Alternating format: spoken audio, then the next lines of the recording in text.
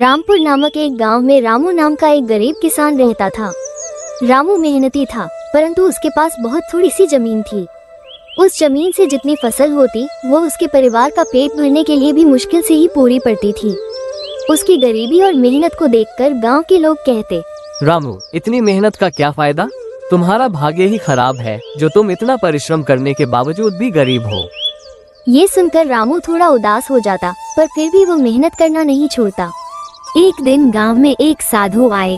गांव के लोग उनकी बातें बड़े ध्यान से सुनते थे और उन्हें बहुत मानते थे।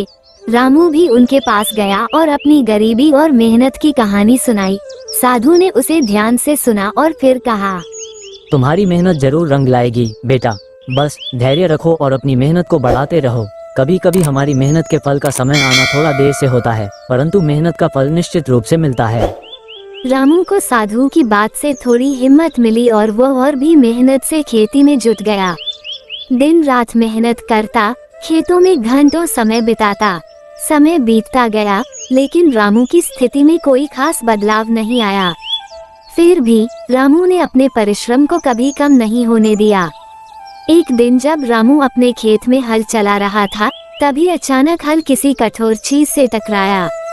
उसने हल को जमीन से निकाला और देखा कि वहाँ कुछ चमक रहा है। उसने मिट्टी को हटाया तो एक पुरानी धातु की हांडी निकली। उसने हांडी को खोला तो उसकी आंखें चमक उठी। हांडी में सोने की मोहरें भरी हुई थीं।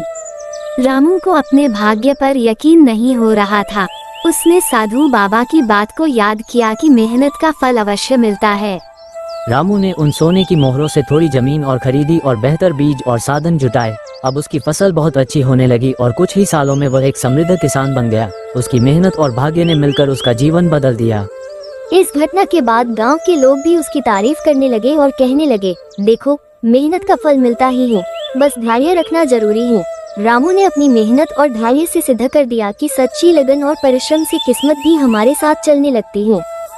अगर आप सारे लोग इसी तरह का वीडियो देखना चाहते हैं तो मेरा चैनल को सब्सक्राइब और शेयर करना ना भूलें।